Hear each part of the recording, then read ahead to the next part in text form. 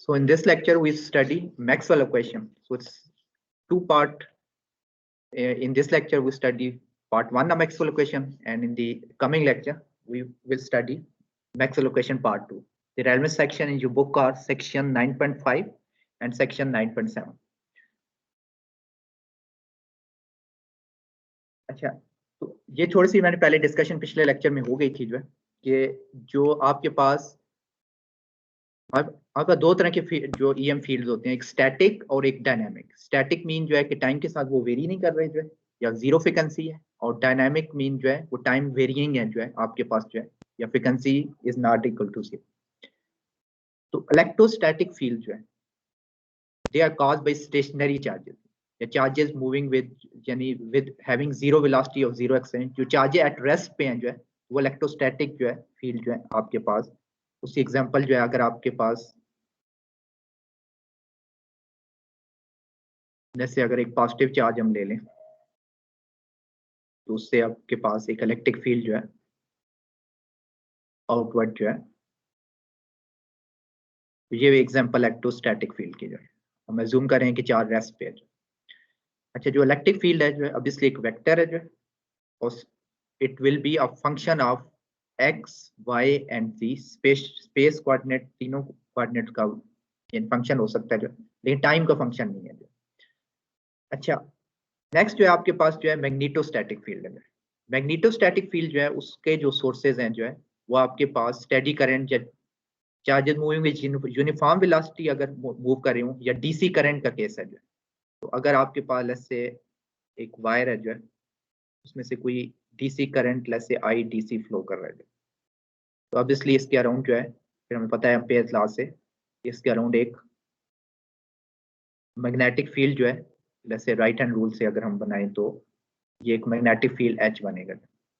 H जो है again is a vector and it's a function of x, y and z but not a function of time.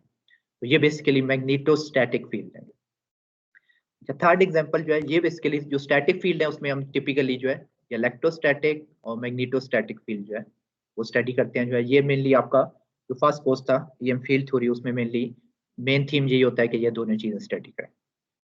अच्छा, third चीज जो है वो इलेक्ट्रोमैग्नेटिक जिसे हम फील्ड कहते हैं जो है, या डायनामिक फील्ड या टाइम वेरिएंग फील्ड है, उसके सोर्स जो है आपके पास टाइम वेरिएंग करंट्स हैं। टाइम वेरिएंग करंट जो है आपके पास, या आपका एसी करंट जो है वो बेसिकली सोर्सेज हैं इलेक्ट्रोमैग्नेटिक फील्ड जो है। ये बेसिकली फिर हम लेटर ऑन देखेंगे कोर्स में जो है कि ये बेसिकली वेव फिनोमेना जो है उसको क्रिएट करते हैं जो है।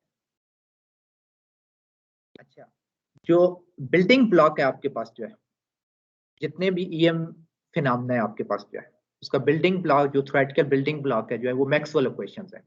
मैक्सवेल इक्वेशन बेसिकली जो है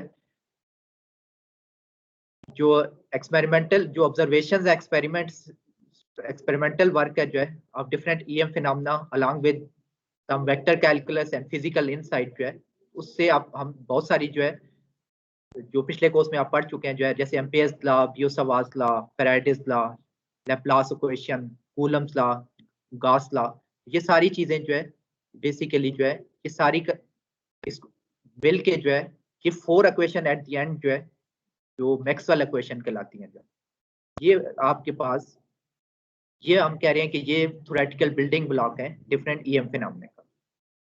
अच्छा, इसको हम डिटेल में बेसिकली स्टडी करना चाह रहे हैं, उसको अप्लाई करना सीखना चाह रहे हैं। अच्छा, तो आपके पास जो है सबसे पहले, इससे पहले कि हम मैक्सवेल इक्वेशन पे जाएं जो है, हम फील्ड और सोर्स क्वांटिटीज को देख लेते हैं। अच्छा, तो हमारे पास जो है जो यानी काज और इफेक्ट की बात हो रही है जो है, ये सोर्स क्वांटिटी ये आपके काज हैं जो है, और जो फील्ड क्वांटिटीज हैं ये इफेक्ट है जो है। ठीक है, तो ये अच्छा, तो सोर्स क्वांटिटी हमारे दो तरह की है जो है, एक इलेक्ट्रिक करंट डेंसिटी है जो है जो जे से रिप्रेजेंट करते हैं with the unit of ampere per metre square, और दूसरी जो चार्ज डेंसिटी है जो है वो इलेक्ट्रिक चार्ज डेंसिटी है जो ये वॉल्यूम चार्ज डेंसिटी है जो, और with the unit of coulomb per metre cube, इसको हम रो वी से डिनोट करते हैं। ये दो सोर्स क्वांटिटीज हैं जो, और जो उनका इफेक्ट है जो है या फील्ड क्वांटिटी जिन्हें हम सिंपली कहते हैं जो, तो आपके पास इलेक्ट्रिक फील्ड स्ट्रेंथ है ई से हम डिनोट करते हैं जो with the unit of volt per metre.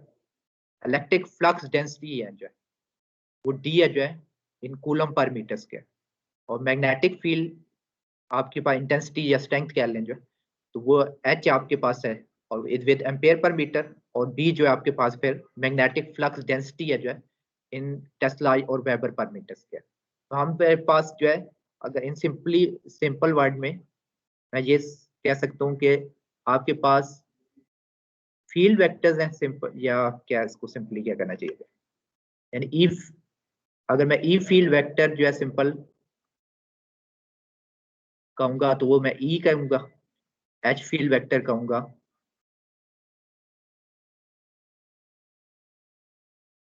उसको मैं जैसे एच कहूंगा, और फिर डेंसिटी वेक्टर जो है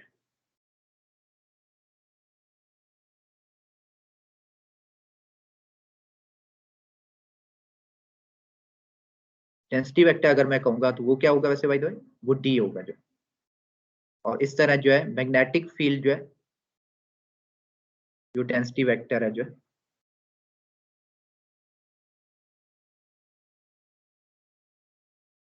वो बी है जो है।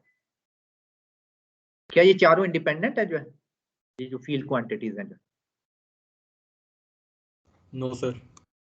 अच्छा, तो ये बेसिकली जो है इंडिपेंडेंट नहीं है जो है, ये डिपेंडेंट है, बेसिकली दो क्वांटिटीज हैं जो है। अच्छा, उसके लिए जो है हम कॉन्स्टिट्यूटिव रिलेशन जो है उसको, आपको शायद नाम सुना हो पहले, जो ईएम इक्वेशंस है जो है वो जो फील्ड के साथ जो है जो इंटरेक्ट करते हैं मैटर के साथ जो है, उसमें बेसिकली जो है हम ये थ्री कॉन्स्टिट्यूटिव रिलेशन यूज करते हैं। ये बेसिकली जो है ये तीन जो है थ्री कॉन्स्टिट्यूटिव रिलेशन है। अच्छा, तो इसको हम चले लिख देते हैं, ये कॉन्स्टिट्यूटिव रिलेशन है। अच्छा, पहली जो है D is equal to epsilon E है जो है, ठीक है, जो है आपके पास इलेक्ट्रिक फील्ड ई वेक्टर और इलेक्ट्रिक डेंसिटी वेक्टर जो है डी को रिलेट करती है। फिर जो है जो बी है जो ये जो है सेकंड है जो है B is equal to mu H है जो, ये आपके पास मैग्नेटिक फील्ड वेक्टर और मैग्नेटिक फील्ड डेंसिटी वेक्टर जो है उसको रिलेट कर रहे हैं। और तीसरी जो है आपके पास J is equal to sigma E है जो है, ठीक है, ये बेसिकली जो है कंडक्शन करंट को रिप्रेजेंट कर रही है।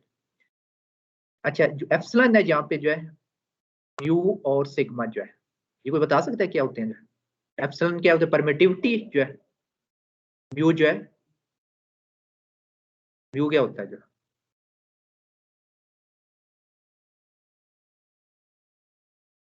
परमिबिलिटी जो है, फ्री स्पेस की परमिटिविटी परमेबिलिटी है। ये परमिटिविटी है जो है, ये एप्सिलॉन जो है।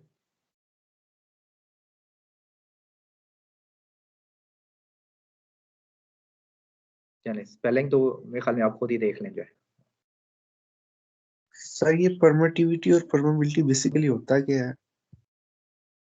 ये तो आपने पिछले कोर्स में सीखना था जो है ना, ये तो उधर तो ये तो पढ़ के आए थे जो है।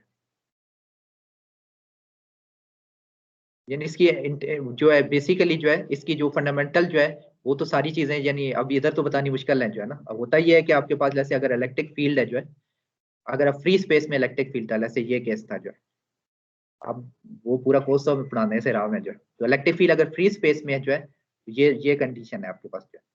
अब दूसरा, जब आप कोई मटेरियल रखते हैं जो है, तो उसमें होता क्या है कि आपके पास पोलराइजेशन का कॉन्सेप्ट आता है जो है। जब इलेक्ट्रिक फील्ड जो है लेट्स से उसमें कोई मटेरियल पड़ा हुआ जो है, तो होता क्या है कि आपके पास यहाँ पे जो है कौन से चार्जेस आएंगे, पॉजिटिव के नेगेटिव से, यहाँ पे माइनस चार्ज आते हैं जो है, ठीक है। और ऑन दी अदर हैंड जो है यहाँ पे जो है फिर आपके पास पॉजिटिव चार्ज बनते हैं जो मटेरियल में जो, और इलेक्ट्रिक फील्ड कंटिन्यूस रहता है यहाँ पे जो। अच्छा, विद इन क्या होता है जो है, जो जो मटेरियल होता है जो है उसमें ये प्लस और माइनस से एक इलेक्ट्रिक फील्ड जो है कंस्टिट्यूट होता है यहाँ पे। तो टोटल फील्ड जो इलेक्ट्रिक फील्ड, जब एक इलेक्ट्रिक आप, अगर मैं 3D बनाऊं इसे, होपफुली जो है एक 3D मटेरियल है ऑब्वियसली जो है, मैं उसका एक 2D का सेक्शन दिखा रहा हूँ जो है, तो वो कह रहा है कि इलेक्ट्रिक फील्ड जो है क्या हो रहा है इसके मटेरियल में, इससे आपको क्या लगता है जो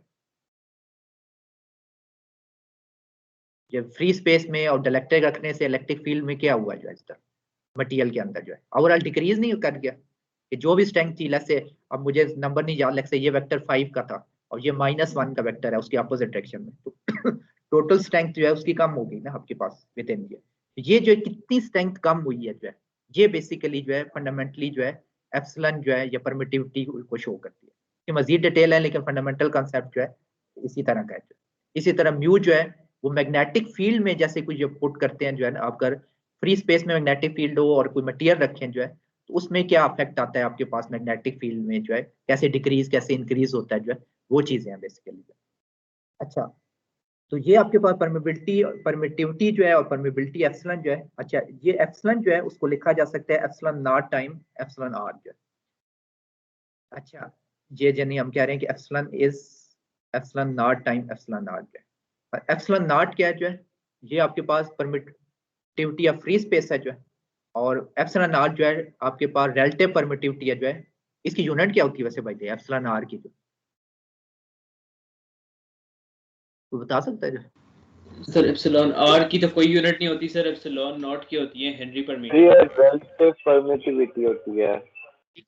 हाँ, ये जो है रिलेटिव परमिटिविटी है या डायलेक्ट्रिक कांस्टेंट हम सिंपल कहते हैं इसे जो है ना, इसकी ये यूनिट लेस होता है जो है। और एप्सिलॉन नॉट फ्री स्पेस की है जो है, उसकी जो है ये एप्सिलॉन नॉट की वैल्यू जो है ये 8.854 × 10⁻12 फैरेड पर मीटर है।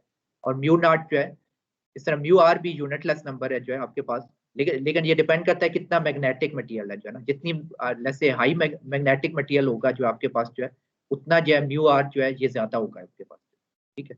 और अगर नॉन मैग्नेटिक है तो म्यू आर 1 होगा जो है। तो उसकी डिफरेंट क्लासिफिकेशन है, पैरामैग्नेटिक, डायामैग्नेटिक, और तो बहरहाल वो यानी वो पिछले कोर्स में हम स्टडी करते हैं ज्यादातर। अच्छा, तो ये म्यू नॉट जो है आपके पास जो है उसकी वैल्यू जो है कांस्टेंट है फ्री स्पेस के लिए 4 पाई × 10⁻⁷ हेनरी पर मीटर है। तो फ्री स्पेस के लिए एप्सिलॉन आर 1 है और म्यू आर जो है हमेशा 1 होगा आपके पास। या वैक्यूम के लिए भी हम ऑब्वियसली ये यूज करेंगे। और फॉर फ्री स्पेस जो है ये जो रिलेशन है जो है कॉन्स्टिट्यूटिव रिलेशन, ये जो टॉप वाली 2 है जो है, ये बन जाएगी D equal to epsilon naught E, क्योंकि एप्सिलॉन आर 1 है, और जो B जो है वो म्यू नॉट टाइम H बन जाएगा। व्हाट अबाउट J जो है, ये फ्री स्पेस में क्या होगा बता सकता है?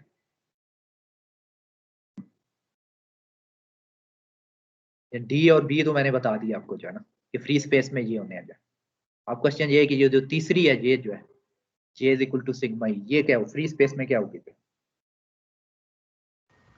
यही रहेगी। सोच के बताइए। अच्छा, एक आंसर आ गया हमारे पास, यही रहेगी। कोई और बताना चाहे?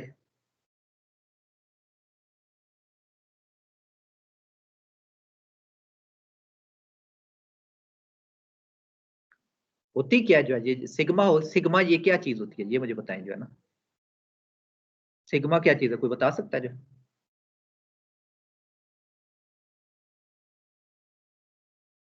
पिछले कोर्स में कुछ तो बड़ा ही होगा जो है। Standard deviation.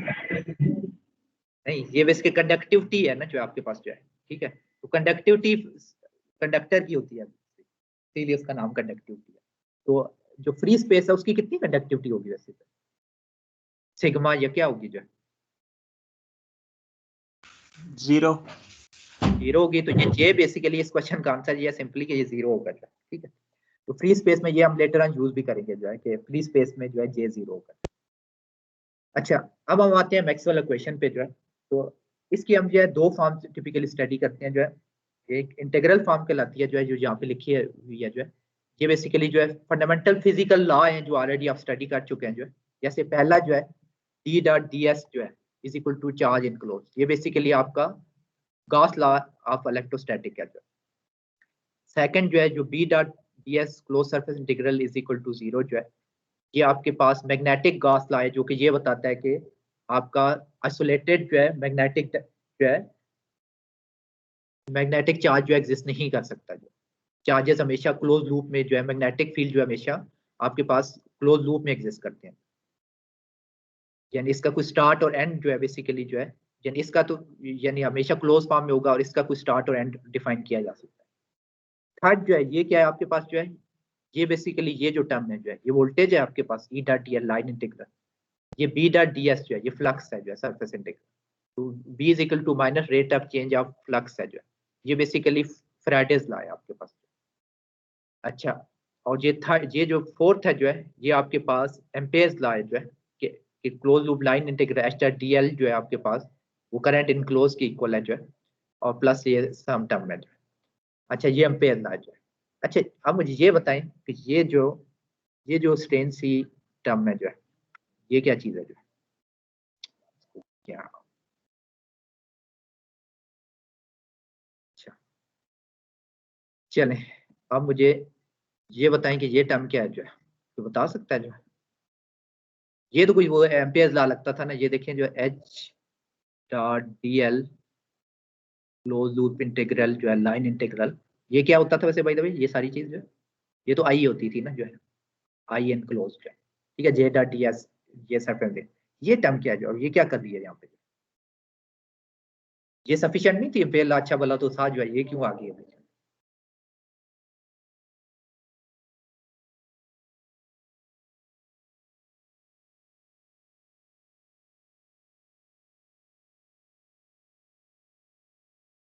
कोई आंसर नहीं है।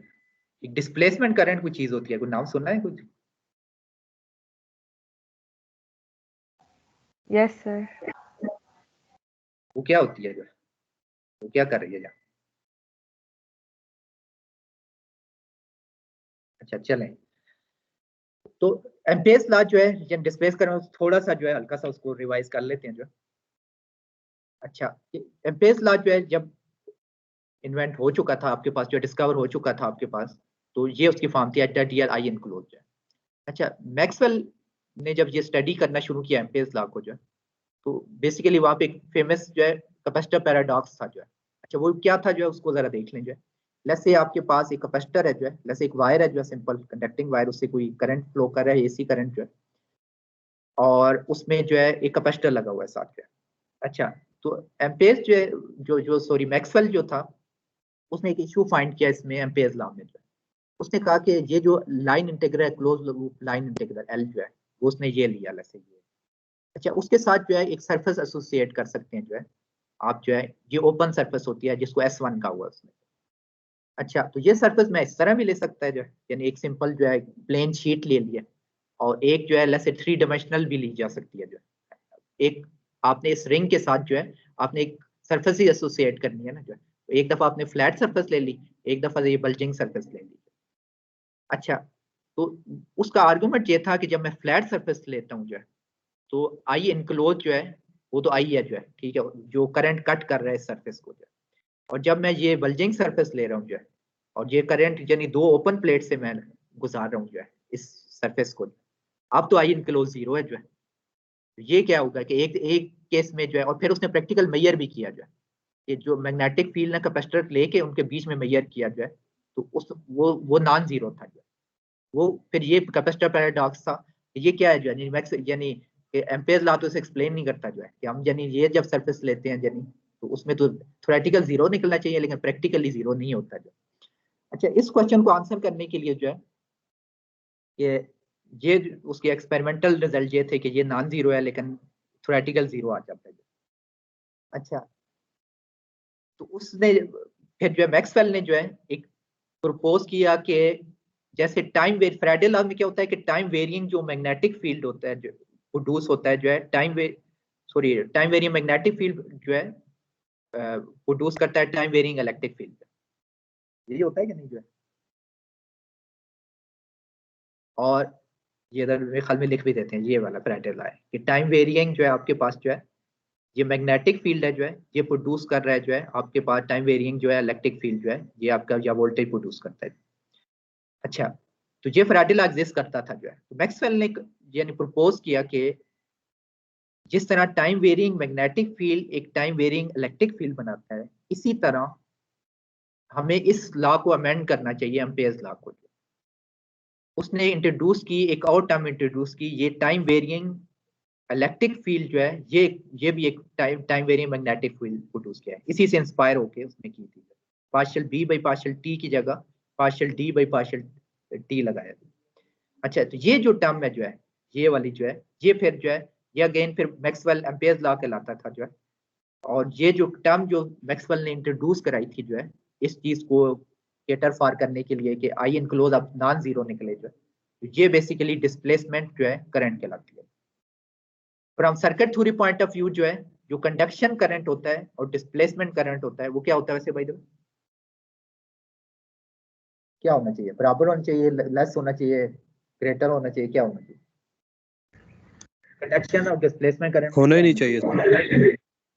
तो चाहिए ना जो है ना, अदरवाइज तो एक करंट आ रहा है जो है और फिर बीच में गायब हो गया, इस तरह तो नहीं होता ना। तो आपके पास जब एक करंट का क्लोज पाथ होता है हमेशा जो है, तो इसमें सर्किट थ्योरी में जो है, लेकिन हम वरी इसलिए नहीं करते कि जो कंडक्शन करंट है जो कि वायर में पास कर रहा है और जो डिस्प्लेसमेंट करंट है जो कैपेसिटर से फ्लो कर रहा है उसका मैग्नीट्यूड इक्वल होता है।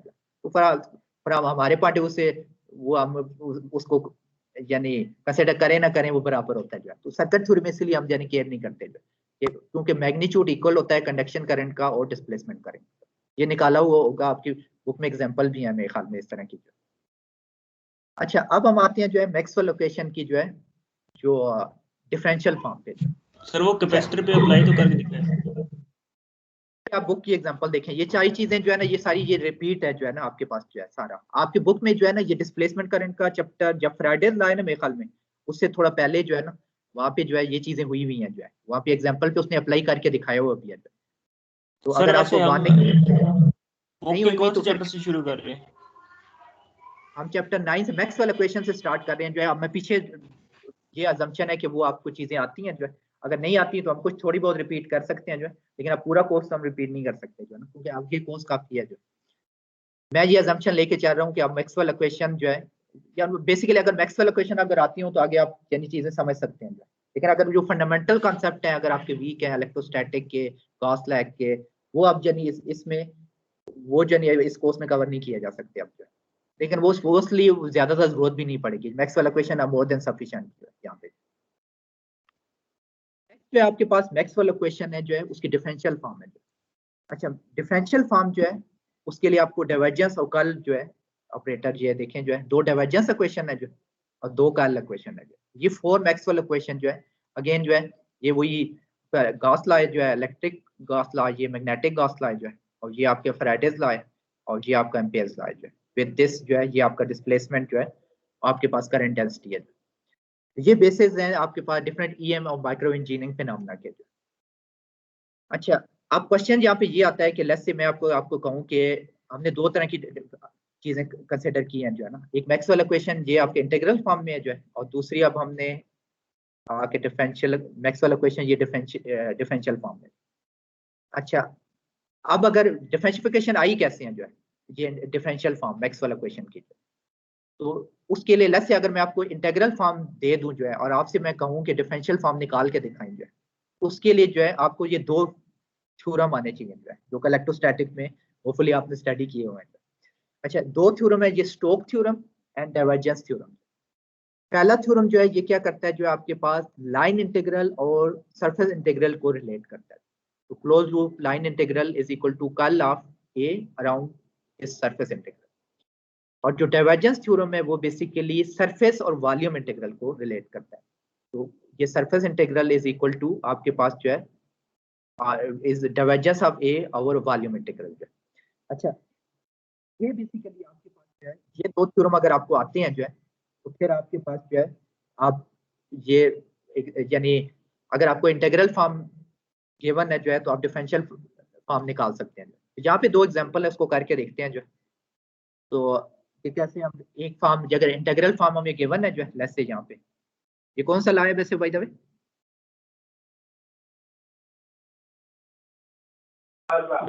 Gauss law sir. Gauss law electric field का। तो इंटीग्रल फॉर्म गिवन है, हमने डिफरेंशियल फॉर्म जो है फाइंड करनी है। अच्छा, तो सबसे पहला जो काम हम ये कर सकते हैं जो है, लेट्स से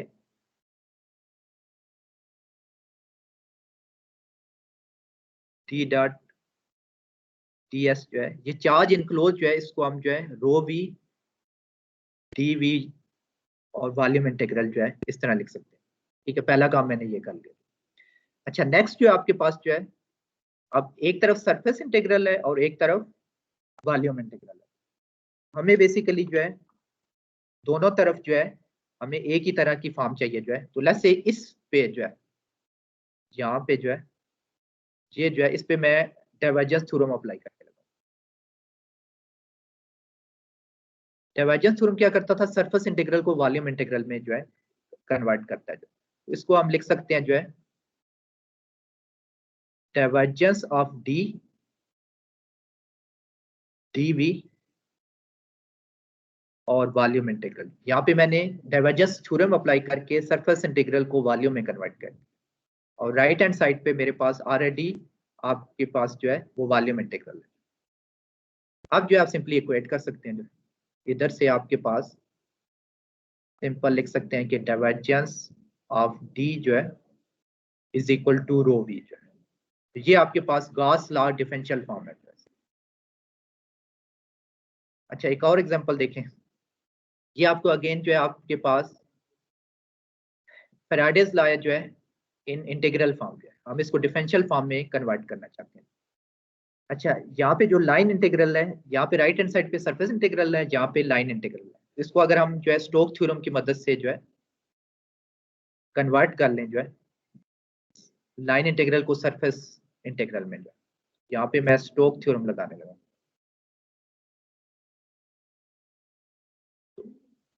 इसको हम जो है लिख सकते हैं फिर जो है कर्ल ऑफ ई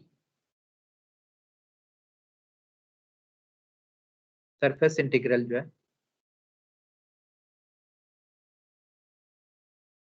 ds जो है लाइन इंटीग्रल से सरफेस इंटीग्रल में कन्वर्ट किया, equal to right hand side पे इसको हम लिख सकते हैं ऐसे, इसको अंदर ही ले जाते हैं माइनस पार्शियल और पार्शियल टी, ये v डॉट ds जो है। अब आप जो है इनको कंपेयर कर सकते हैं, जो ये डॉट भी आएगा था और इसके ऊपर ऑब्वियसली भी वेक्टर भी आना है। अच्छा तो अब अगर इनको कंपेयर करें तो आप सिंपली लिख सकते हैं कि curl of E equal to minus partial v by partial T. ये बेसिकली आपके पास जो है फैराडेज लॉ की जो है डिफरेंशियल फॉर्म है। तो इस तरह आप स्टोक थ्योरम और डाइवर्जेंस थ्योरम की मदद से जो है आप जो है कन्वर्ट कर सकते हैं जो है यानी इंटीग्रल फॉर्म को डिफरेंशियल फॉर्म में। एग्जांपल हम देख लें जो है। अच्छा यहाँ पे जो है कंजर्वेशन ऑफ चार्ज या कंटिन्यूटी इक्वेशन जो है आपने शायद पिछले कोर्स में स्टडी की हुई है। तो लेट्स से यहाँ पे हमारा क्वेश्चन है कि can you prove the conservation of electric charge flow from Ampere's law and Gauss law. ठीक है, हमारे पास गॉस लॉ और एम्पेयर लॉ गिवन है हमें। ठीक है, तो ये हमारे पास एम्पेयर्स लॉ था जो है, ठीक है, जिसमें ये डिस्प्लेसमेंट करंट जो एम्पेयर्स की टर्म थी जो करंट डेंसिटी, और ये कर्ल ऑफ ये उसकी डिफरेंशियल फॉर्म गिवन है, और ये गॉस लॉ था जिसकी अभी हमने डिफरेंशियल फॉर्म निकाली भी है। इन दोनों की मदद से हम कंटिन्यूटी इक्वेशन जो है वो प्रूव करना चाहते हैं। कैसे करेंगे बता सकते हैं जो कैसे प्रोसीड करेंगे?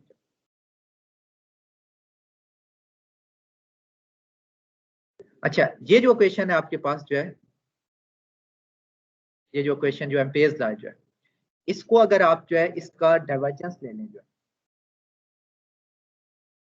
Divergence of curl of H जो है, दोनों तरफ मैं इसकी डाइवर्जेंस ले रहा हूँ, तो मेरे पास आ जाएगा divergence of J plus partial और partial T of divergence of D जो है।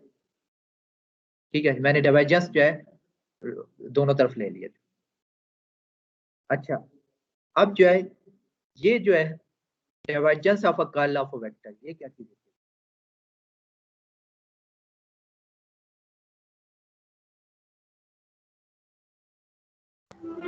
जीरो।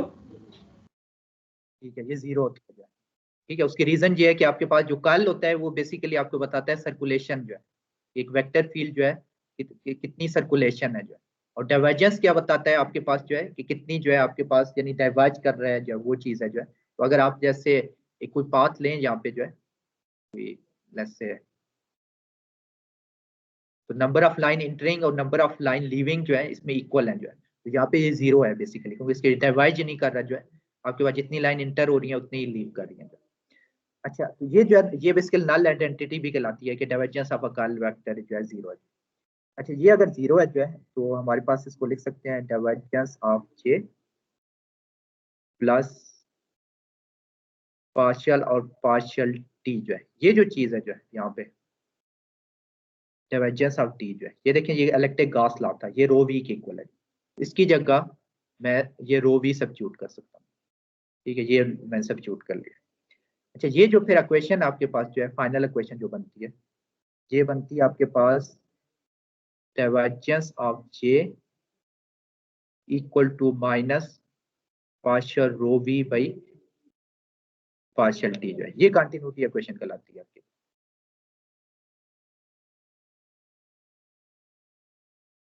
ठीक है, ये जो आपने प्रूव करनी थी, तो एम्पेयर्स लॉ और जो है आप जो है इलेक्ट्रिक गॉस लॉ से जो है ये हम प्रूव कर सकते हैं।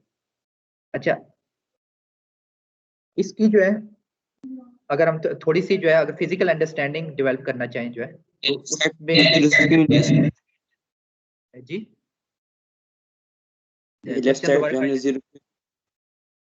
ये जीरो क्यों किया जो है, ये आपके पास जो है यानी क्या उसे कहना चाहिए, मैथमेटिकल आइडेंटिटी है आपके पास जो है, इसको नल आइडेंटिटी कहलाते हैं। ये बाय डेफिनेशन जो है वेक्टर कैलकुलस में divergence of a curl of a vector field जो है हमेशा वो जीरो होता है। ठीक है, और इसकी फिजिकल सेंस भी है कि कर्ल का मतलब होता है सर्कुलेशन जो है, डाइवर्जेंस का मतलब है जो है आपके पास जो है कितनी जो है नंबर ऑफ लाइन इंटर और लीव कर रही हैं जो है, वो अगर आपके बराबर यानी, तो ये बेसिकली यानी इसकी फिजिकल से अब उस डिटेल में अभी मैं नहीं जाना चाह रहा कि जो हम ईएम कोर्स में जाते हैं जो है, जैसे अब क्या इसमें जो फ्लक्स इसको मैं कहूँ जैसे सर इसमें बताएं जी क्या सर क्वेश्चन है। सर सिंपली नजर भी तो आ रहा है सर, डॉट प्रोडक्ट है तो वो कॉस जीरो क्या कहते हैं सर, वो डेल डॉट डेल हो रहा है तब जब तो नहीं ये वो नहीं है, ये बेसिकली यानी डॉट उसके बजाय मेरे ख्याल में जो है ना इसके बेहतर ये है कि उसको फिजिकली देख लिया जाए कि कर्ल का यानी मैग्नेटिक फील्ड सर्कुलेटिंग वेक्टर है और डाइवर्जेंस जो है, जैसे अगर मैं आपको कहूँ ना ये पॉजिटिव चार्ज है ना, यानी वो एग्जांपल में डाइवर्जेंस होती क्या थी वैसे जो है, कोई बता सकता है जो, अगर मैं एक लेट्स से कोई एक सर्कल लेता हूँ तो कितनी लाइन इंटर हो रही है इसकी सारी लाइन इंटर हो रही है, फ्लक्स जो है कि सारी लीव कर रही है, जो फ्लक्स पॉजिटिव है कि नेगेटिव है इसमें,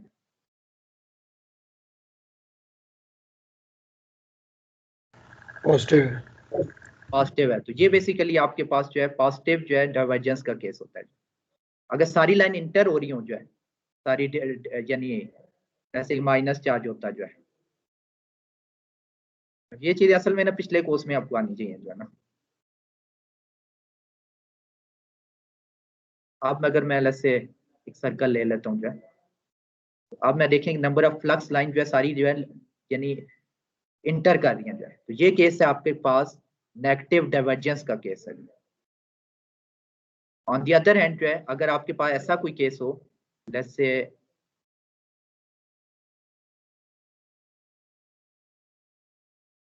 ये वेक्टर फील्ड इस तरह करके है कोई जो है, और यहाँ पे लेट्स से मैं कोई तरह मैं उसी तरह बना, अच्छा लेट्स से यहाँ पे कोई मैं सर्कल बनाता हूँ, तो नंबर ऑफ लाइन इंटरिंग और नंबर ऑफ लाइन लीविंग जो है इस केस में इक्वल है, ये केस जो है आपके पास जीरो डाइवर्जेंस का केस है। ठीक है, ये डाइवर्जेंस का फिजिकल सेंस है। अच्छा, अब अगर एक सर्कुलेटिंग आपके फील्ड है, मैग्नेटिक फील्ड आपको पता है सर्कुलेट कर रहे होते हैं, ये इस तरह की लाइंस बन रही होंगी, अब बहुत अच्छी तो नहीं बनी लेकिन चलें कुछ सर्कल है कम से कम। अच्छा, ये आपके पास एक सर्कुलेटिंग मैग्नेटिक फील्ड है। अच्छा, इधर जो है अब अगर मैं यहाँ पे कोई एरिया लेता हूँ जहाँ पे ये जो है, तो कितनी लाइन इंटर हो रही है और कितनी लाइन लीव कर रही है, बराबर नहीं है जो है, यहाँ पे जो है इस एरिया में से फ्लक्स जो है यानी फ्लक्स जीरो है यहाँ पे जो है, इस वजह से जो है जब आप कल एक सर्कुलेटिंग फील्ड होता है उसका हमेशा जब डाइवर्जेंस लेते हैं वो हमेशा जीरो आता है जो है, और ये बेसिकली जो है इसको प्रूव भी किया जा सकता है कि कल और ये आपके चैप्टर में कल में 2 या 3 में जो है आपके इसमें ये प्रूव हुआ होगा जो है, लेकिन इसका फिजिकल सेंस ये है आपके पास जो है सर्कुलेट अगर प्योर सर्कुलेटिंग फील्ड है तो उसकी डाइवर्जेंस जीरो होती है, और एक प्योर अगर डाइवर्जिंग फील्ड है जो है इसकी इसकी क्या होगी, इसकी सर्कुलेशन क्या होगी,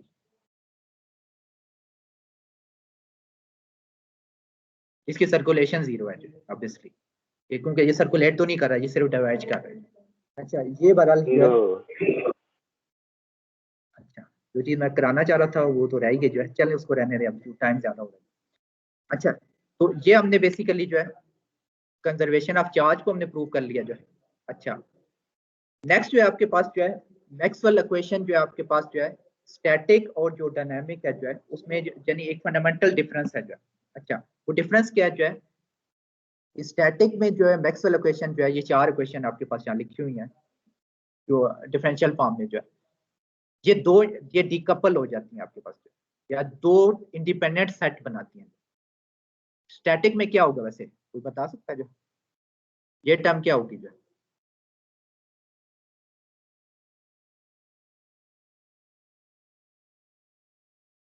जीरो नहीं हो जाएगी?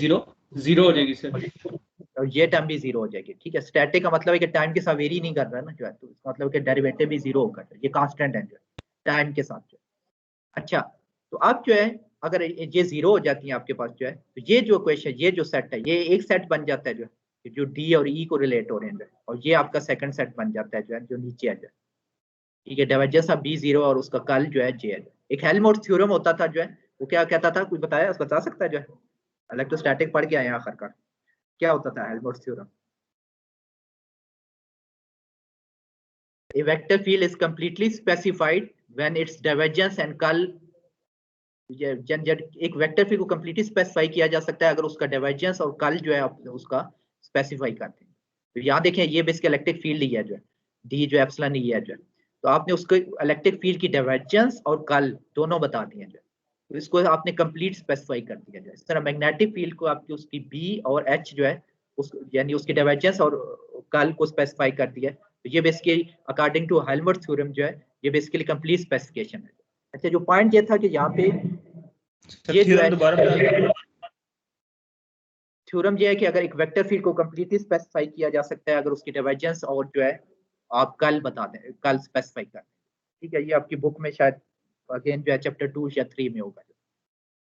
अच्छा, ये जो ऊपर वाला सेट है जो है वो यहाँ पे जो है रिप्रोड्यूस हुआ है जो है, ये इलेक्ट्रोस्टैटिक फिनोमेना है जो है। ये चार्जेस जो है रो वी जो है वो सोर्स है जो है, उससे आपके पास इलेक्ट्रोस्टैटिक फील्ड बनते हैं। ठीक है, कॉज एंड इफेक्ट। ठीक है, ये इंडिपेंडेंट सेट है जो, और ये जो है ये जो नीचे वाली डाइवर्जेंस ऑफ बी और ये कर्ल ऑफ एच वाले जो है, ये बेसिकली आपके पास जो है, ये बेसिकली मैग्नेटोस्टैटिक का आपके पास यानी सेट है जो है, यानी जे जो है वो कॉज है जो है, और ये आपके पास जो है वो एक सर्कुलेटिंग मैग्नेटिक फील्ड जो है वो प्रोड्यूस करेगा।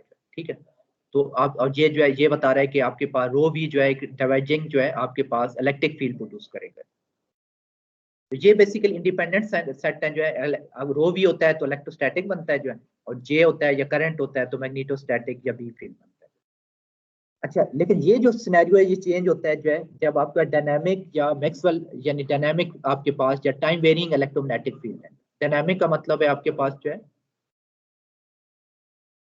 Time varying EM field.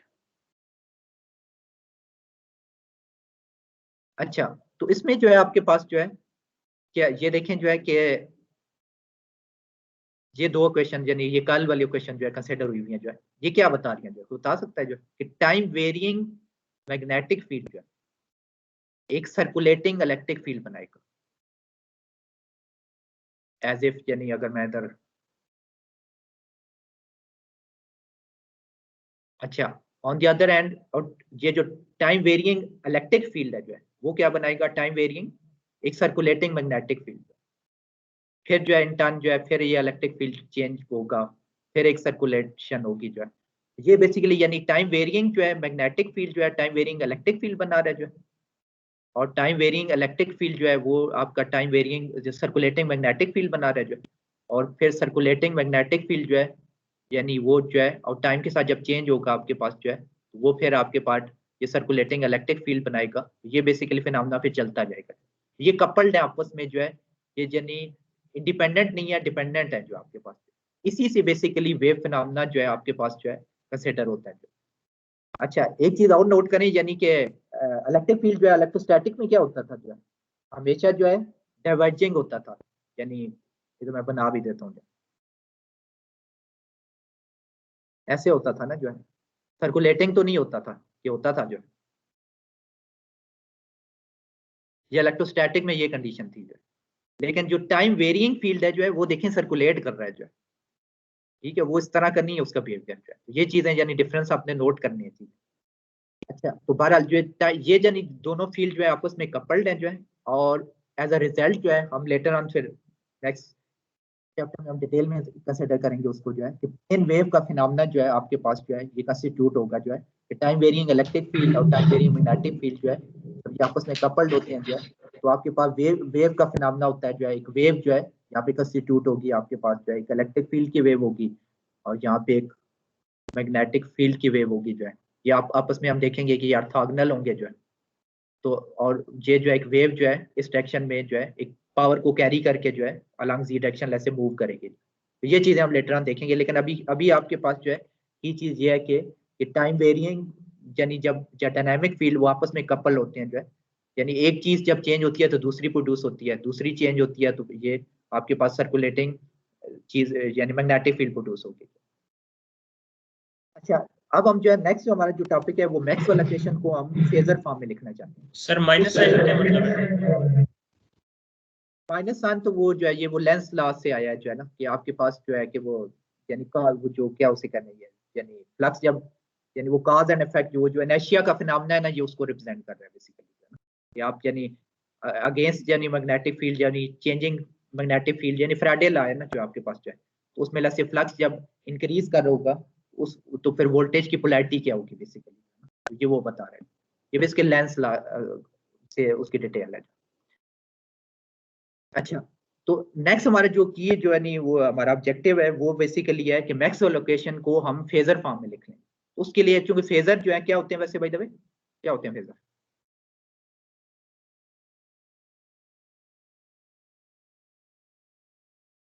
Sir complex numbers को फेजर्स की फॉर्म में लिखते हैं। ठीक है, यानी फेजर एक कॉम्प्लेक्स नंबर है जो कि एक साइन जो है जो साइनोसाइड के एम्पलीट्यूड और फेज को रिप्रेजेंट करता है। ये थी ना सिंपल फंडामेंटल डेफिनेशन। ठीक है, कि एक साइनोसाइड हमें पता है जो है यानी नेटवर्क एनालिसिस में उसका एम्पलीट्यूड और फेज को अगर हम रिप्रेजेंट कर दें कॉम्प्लेक्स नंबर से वो फेजर थे। तो इन जनरल कॉम्प्लेक्स नंबर ही है। अच्छा, तो हम उसकी जो है कॉम्प्लेक्स नंबर को थोड़ा सा रिव्यू कर लेते हैं जो है। अच्छा, अब आपके पास तीन फॉर्म्स है होती है कॉम्प्लेक्स नंबर की। एक रेक्टेंगुलर फॉर्म है, जैसे ये कॉम्प्लेक्स प्लेन है, ये रियल है और इमेजिनरी एक्सिस है। तो जैसे एक कोई पॉइंट है जो है तो हम रेक्टेंगुलर फॉर्म जी जो है जैसे जो है कॉम्प्लेक्स नंबर है तो a प्लस जे बी लिख सकते हैं। ए बेसिकली उसका रियल पार्ट है और बी जो है उसका ये इमेजिनरी पार्ट है। ठीक है, इमेजिनरी एक्सिस पे a प्लस जे बी जो जे बाई डेफिनेशन जो है -1 स्क्वायर रूट है। क्या इसी नंबर को ये पॉइंट जी जो है इसको रिप्रेजेंट किया जा सकता है एक रेडियस वेक्टर आर से। ठीक है, ये आर वेक्टर है। ठीक है, ये जो है इसको यहाँ होना चाहिए जो है। अच्छा, ठीक है, तो ये रेडियस वेक्टर आपके पास जो है यानी ये जो है ओरिजिन से लेके यहाँ पे जी पॉइंट तक है और एक एंगल जो है फाई है। तो इसको अगर हम एक्सपोनेंशियल फॉर्म में लिखना हो तो आर जो कि मैग्नीट्यूड है और जो है एक्सपोनेंशियल ऑफ जे फाई जो है या जो फेज है जो कि रेडियन में टिपिकली हम लेते हैं जो है वो हम इस तरह लिख सकते हैं। ये एक्सपोनेंशियल फॉर्म कहलाती है इसी कॉम्प्लेक्स नंबर को रिप्रेजेंट करने की। और एक शॉर्ट एंड रोटेशन जो है जो कैलकुलेटर में हम अक्सर यूज करते हैं जो है ये वो बेसिकली सेम ही फॉर्म है लेकिन शॉर्ट एंड रोटेशन है उसकी जो मैग्नीट्यूड को आर ही लिखते हैं और फिर एक्सपोनेंशियल ऑफ जे की जगह हम जो है उसकी जगह हम सिंपल ये एंगल साइन जो है यूज कर लेते हैं फाई के लिए। कैलकुलेटर में टिपिकली इस तरह होता है। तो ये इसको हम यानी पोलर फॉर्म टिपिकली कहलाते हैं। अच्छा, तो कन्वर्जन अगर करनी हो तो कैसे हो सकती है? जो रेक्टेंगुलर अगर फॉर्म गिवन हो लेट्स से ये z is equal to a plus J B given है और आपने r और ये फाई निकालना है तो कैसे निकालेंगे? जो r क्या होगा इसमें जो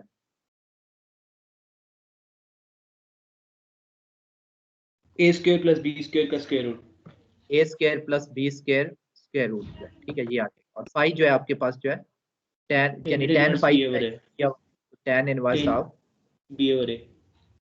ठीक है, ये बी है आगे। अच्छा, अगर आपको ये फॉर्म गिवन है जो है एक्सपोनेंशियल फॉर्म गिवन है और आपने रेक्टेंगुलर में वापस जाना है जो तो वो कैसे हम निकालेंगे? आइलर डेंटी अगर आप याद हो आपको पर जो है तो ये आइलर डेंटी होती थी एक्सपोनेंशियल ऑफ जे फाई जो है cos फाई प्लस जे साइन फाई होता है।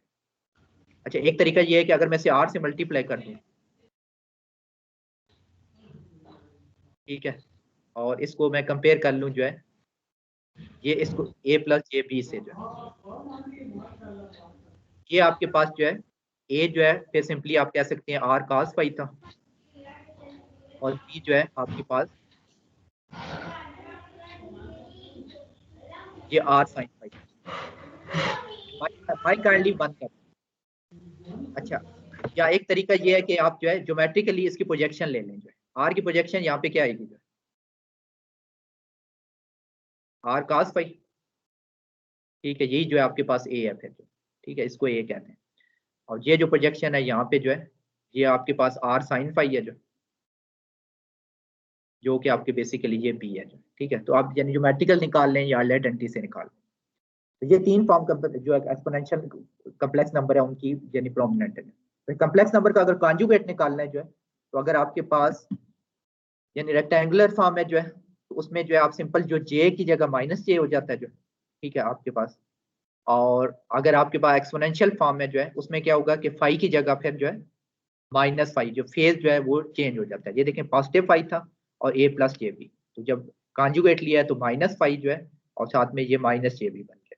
तो ये कम्प्लेक्स नंबर में यानी एक्सपोनेंशियल फॉर्म में फाई को फिर आपने नेगेटिव करना है, मैग्नीट्यूड सेम रहेगा।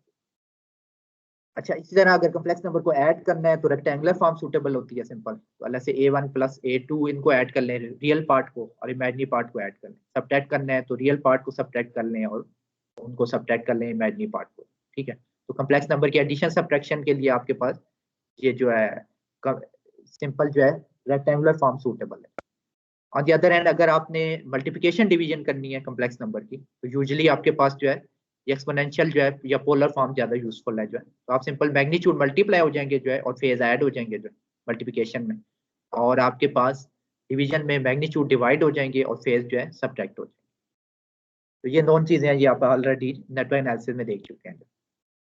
अच्छा, स्क्वायर रूट लेना हो अगर आपने कम्प्लेक्स नंबर का जो क्या होगा उसका, जो अगर एक्सपोनेंशियल फॉर्म को यूज करें जो है, तो आपके पास जो मैग्नीट्यूड जो आर है जो है उसका स्क्वायर रूट आ जाएगा और फेज जो है वो डिवाइडेड बाई 2 हो जाता है, ठीक है। ये अक्सर हम जो है आगे यूज होगा जो है, स्क्वायर रूट टिपिकली जो है कैलकुलेटर आपका नहीं निकालता जो है, तो ये आप टिपिकली, लेकिन ये सिंपल है यानी फेज को आपने हाफ कर देना है, ठीक है। और मैग्नीट्यूड जो उसका मैग्नीट्यूड है कम्प्लेक्स नंबर है जो उसका आपने स्क्वायर रूट ले लेना है, तो ये कम्प्लेक्स नंबर का ये हमें जरूरत पड़ेगी लेटर ऑन। अच्छा, यहाँ पे कुछ यूजफुल जो है रिलेशंस है जो है, जो कि हमें आगे यूज हमें करनी पड़ेगी।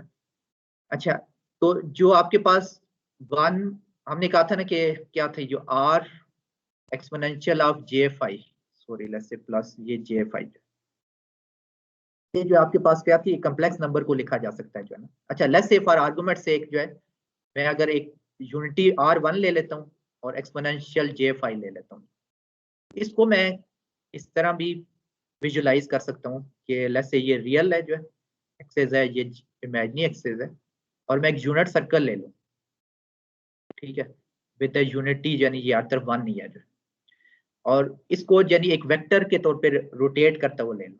अच्छा, एक्सपोनेंशियल इस तरह यानी विजुलाइज करना जरा आसान होता है। Exponential of J phi by 2, ये वेक्टर कहाँ पे होगा, कोई बता सकता है जो, ये फाई है ना आपके पास जो है, तो हम किस किस जगह पे होंगे जो है, ये फाई पाई बाई 2 होगा तो यहाँ नहीं होंगे इस जगह पे। ये वेक्टर जो है उस वक्त जो है उसका मैग्नीट्यूड क्या है जो है, इसका आंसर फिर क्या आएगा जो exponential of J pi by 2 का 1 आएगा, जे आएगा, जे जे आएगा, आपके पास जे आ जाएगी। Exponential minus J pi by 2 पे किधर होंगे हम जो है, ये रोटेट होके नीचे चले जाएंगे इस जगह, माइनस माइनस जे आ जाएगा, ठीक है। इस तरह यानी विजुलाइज करना जरा इजी होता है फिर। व्हाट अबाउट दिस जो है एक्सपोनेंशियल ऑफ जे पाई पे क्या होगा, कहाँ होंगे हम जो है सर्कल पे, यहाँ पे होंगे शायद जो -1 माइनस, ठीक है। यहाँ पे आइडेंटिटी से निकाल लें या फिर इस तरह विजुलाइज कर लें। 1 बाई जे जो है आपको हमें पता है कि माइनस जे होता है जो, ठीक है, तो जे से मल्टीप्लाई और डिवाइड कर लें, स्क्वायर रूट जे क्या होगा जो है,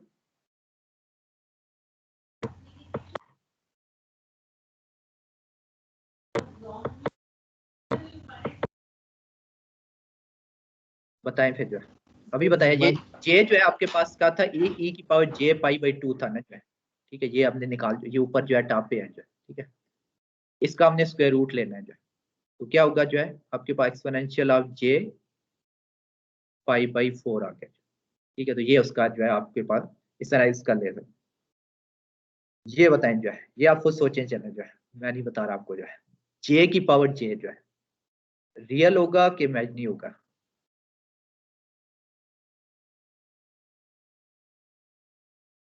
ठीक है, इस पे चले गौर करें जो।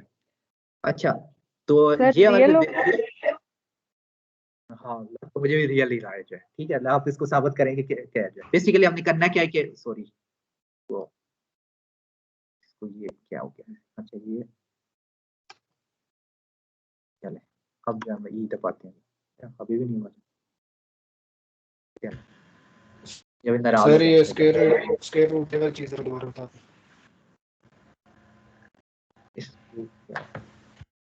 कुछ पता नहीं, मेरे ख्याल में इसको ना कोई गड़बड़ हुई है जो। सर टाइम भी हो गया। टाइम तो अभी है ना भाई, कोई हमारे पास 13 मिनट है जो है। 40 सकते हैं सर। 40 पे तो दो नहीं, 3 मिनट। तक।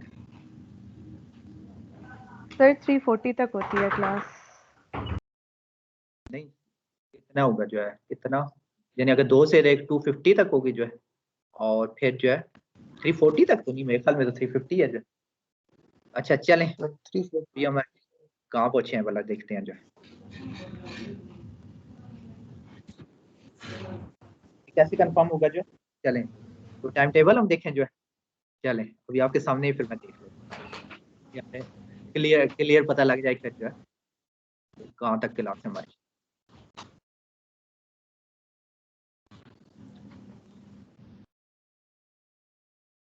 अच्छा सर 340 लग रहा है ना, आप ठीक ही कह रहे हैं। अच्छा चलें ठीक Yes, है फिर sir. चलें फिर आप फिर आज के लिए। सर इम्पोर्टेंट बात करनी है। हाँ बताएं जो है, इसकी रिकॉर्डिंग ऑफ कर दें हम जो है? सर रिकॉर्डिंग ऑफ कर दें। और सर मैंने बात ये करनी थी कि अक्सर ना